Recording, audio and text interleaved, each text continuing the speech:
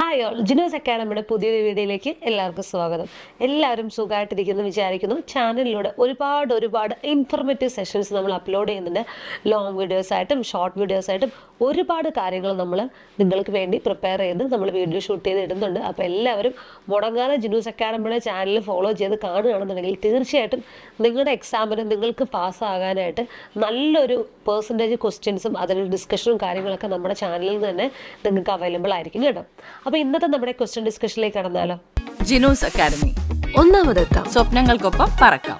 Okay, അപ്പോൾ നമ്മുടെ question ശ്രദ്ധിക്കുക. A patient with asthma is using an inhaled corticosteroid which instruction should the nurse provide. അതായത് ഒരു patient inhaler use ചെയ്യുന്നുണ്ട്, corticosteroid inhaler use ചെയ്യുന്നുണ്ട്. എന്ത് ഇൻസ്ട്രക്ഷനാണ് നേഴ്സ് കൊടുക്കേണ്ടത്? എന്നിട്ട് 4 ഓപ്ഷൻ തന്നിട്ടുണ്ട്. ഇവിടെ നമുക്ക് എലിമിനേഷൻ പ്രോസസ്സ് പോകാം. ഞാൻ പറഞ്ഞല്ലോ, ഓരോ ക്വസ്റ്റ്യൻ നമ്മൾ ഓരോ രീതിയിലാണ് അപ്രോച്ച് ചെയ്യുന്നത്. ചിലത് നമുക്ക് ഡയറക്റ്റ് ആൻസർ പറയാം, ചിലത് നമുക്ക് എല്ലാം കാണുമ്പോൾ കുഴപ്പമില്ല എന്ന് തോന്നും. അപ്പോൾ അങ്ങനെയൊക്കെ വരുമ്പോൾ നമുക്ക് എന്ത് ചെയ്യാം? Elimination process. അപ്പം ഓരോ ക്വസ്റ്റിനും ഓരോ മെത്തേഡ് ഉണ്ട്.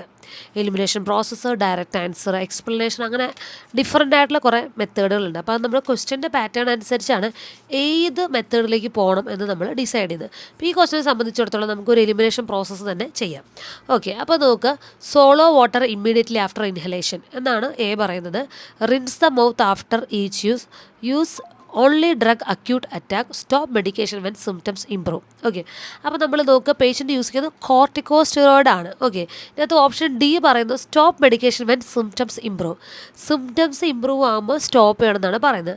നമ്മൾ സ്റ്റീറോയിഡ്സ് ഒരിക്കലും ഇമ്മീഡിയറ്റ്ലി സ്റ്റോപ്പ് ചെയ്യാറില്ല. ഡോക്ടറിൻ്റെ ഇൻസ്ട്രക്ഷൻ പ്രകാരം പതുക്കെ സ്റ്റെപ്പ് ബൈ സ്റ്റെപ്പായി ടേപ്പർ ചെയ്തിട്ട് മാത്രമാണ് നമ്മൾ സ്റ്റീറോയിഡ്സ് എന്ത് ചെയ്യുക? സ്റ്റോപ്പ് ചെയ്യാറ്. അപ്പോൾ ഓപ്ഷൻ ഡി നമുക്ക് തെറ്റാണ്.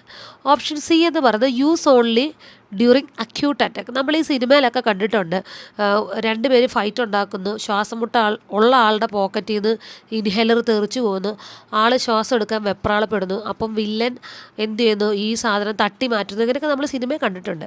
അപ്പം അത് എന്ന് പറയുന്നത് കോർട്ടിക്കോസ്റ്റെറോയിഡ്, അത് ഫാസ്റ്റ് ആക്ടിങ് ആയിട്ടുള്ള ബ്രോങ്കോ ഡയലേറ്ററാണ്. ഓക്കെ, ഫാസ്റ്റ് ആക്ടിങ് ആയിട്ടുള്ള ബ്രോങ്കോ ഡയലേറ്റർ, അതായത് സാൽബിട്രമോൾ, ആൽബിട്രോൾ പോലുള്ള ഫാസ്റ്റ് ആക്ടിങ് ആയിട്ടുള്ള ബ്രോങ്കോ ഡയലേറ്റേഴ്സാണ് അക്യൂട്ട് അറ്റാക്ക്, പെട്ടെന്ന് ഒരു ബുദ്ധിമുട്ട് വരുന്ന സമയത്ത് പേഷ്യൻസിന് യൂസ് ചെയ്യാനായിട്ട് കൊടുക്കാം. കോർട്ടിക്കോസ്റ്റെറോയിഡ് ഒരിക്കലും ഫാസ്റ്റ് ആക്ടിങ് അല്ല. ഇതൊരു ലോങ് ടേമിലേക്ക് കൊടുക്കുന്നതാണ്. അത് പതുക്കെ സ്ലോ ആയിട്ടാണ് അതിൻ്റെ പ്രോഗ്രസ് ഉണ്ടാവുക. കൊടുത്തു പെട്ടെന്ന് അങ്ങോട്ട് റിലീവ് ആവുന്നതല്ല. ഓക്കെ, അപ്പം അത് വേറെ മെഡിസിനാണ്, ഫാസ്റ്റ് ആക്ടിങ് ആയിട്ടുള്ള സാൽബുറ്റമോൾ, ആൽബിട്രോൾ. അപ്പോൾ അതും നിങ്ങളൊന്ന് ഓർത്ത് വെക്കുക. ഇൻ കേസ് ക്വസ്റ്റ്യൻ ഒന്ന് തിരിഞ്ഞു വന്നു, ഫാസ്റ്റ് ആക്ടിങ് ആയിട്ടുള്ള ബ്രോങ്കോ ഡയലേറ്റർ ഏതാണ്? അപ്പോൾ സാൽബുറ്റമോളും ആൽബിട്രോളും ആണ്. അപ്പോൾ ക്വസ്റ്റ്യൻ ഒന്ന് തിരിഞ്ഞു വന്നാലും നമുക്ക് ആൻസർ ചെയ്യാനായിട്ട് പഠിക്കാം. ഓക്കെ, അപ്പം അക്യൂട്ട് അറ്റാക്ക് വരുന്ന സമയത്ത് ഇതാണ് കാണുന്ന ആ ഒരു പ്രൊഡക്റ്റ് എന്ന് പറയുന്നത്. ഓക്കെ, ഇനി അടുത്തത് ഓപ്ഷൻ എ നോക്കണേ. Solo water immediately after inhalation. Inhalation കഴിഞ്ഞ് കഴിഞ്ഞിട്ട് വെള്ളം കുടിക്കാനാണ് പറയുന്നത്. നമ്മൾ മനസ്സിലാക്കേണ്ട ഒരു കാര്യം, കോർട്ടിക്കോസ്റ്റെറോയിഡ് പോലെയുള്ള ഇൻഹേലർ നമ്മൾ യൂസ് ചെയ്യുന്ന സമയത്ത് ഇത് നമ്മൾ വായ വെച്ച് നമ്മളിത് ഇവർ ഇൻഹേൽ ചെയ്തെടുക്കും അല്ലേ. എടുത്തു കഴിഞ്ഞ് ഇത് മാറ്റുമ്പോഴത്തേക്കും ഇതിൻ്റെ പാർട്ടിക്കിൾസ് ഇവരുടെ വായിനകത്ത് തന്നെ ഇരിക്കും. ഇത് ഇരുന്ന് കഴിഞ്ഞാൽ പേഷ്യൻറ്റിന് ഓറൽ കാൻഡിഡിയാസിസ്, അതായത് fungal infection, horses of voice, sore throat പോലുള്ള പ്രശ്നങ്ങളുണ്ടാകും. അപ്പോൾ നമ്മൾ വെള്ളം കുടിച്ചു കഴിഞ്ഞാൽ, ഡയറക്റ്റ്ലി വെള്ളം അങ്ങോട്ട് കുടിച്ചാലും വായ്ക്കകത്തിരിക്കുന്ന ആ പാർട്ടിക്കിൾസ് അത് അവിടെ തന്നെ ഇരിക്കും. ഇത് ഇത്തരത്തിലുള്ള കോംപ്ലിക്കേഷൻസ് ഉണ്ടാകും. അപ്പം നമ്മൾ പറയില്ലേ, ഫുഡ് കഴിച്ച് കഴിഞ്ഞാൽ നന്നായിട്ട് വാ കഴുകണമെന്ന് പറയും. എന്തുകൊണ്ടാണ്? ഫുഡ് പാർട്ടിക്കിൾസ് നമ്മുടെ പല്ലിൻ്റെ ഇടയിൽ കയറിയിട്ട് നമുക്ക് അവിടെ മറ്റ് പ്രോബ്ലംസ് ഉണ്ടാക്കും അല്ലേ. അപ്പോൾ അതുകൊണ്ട് തന്നെ നമുക്ക് ഈ ഒരു മെഡിസിൻ്റെ പാർട്സ് അവിടെ ഇരിക്കുന്നത് കൊണ്ട് തന്നെ നല്ല രീതിയിൽ എന്താണ്, rinse the mouth after each use. ഓരോ പ്രാവശ്യം യൂസ് ചെയ്ത് കഴിയുമ്പോൾ നല്ല രീതിക്ക് മൗത്ത് വാഷ് ചെയ്യണം എന്നുള്ളൊരു പോയിന്റിലേക്ക് നമ്മൾ എത്തണം. മനസ്സിലായോ? വീഡിയോ എല്ലാവർക്കും ഇഷ്ടമായെന്ന് വിചാരിക്കുന്നു. ഇതുപോലുള്ള ഇൻഫോർമേറ്റീവ് സെഷൻസ് നിങ്ങൾക്ക് താല്പര്യമുണ്ടെങ്കിൽ താഴെ യെസ് എന്ന് കമൻറ്റ് ചെയ്യുക. Thank you.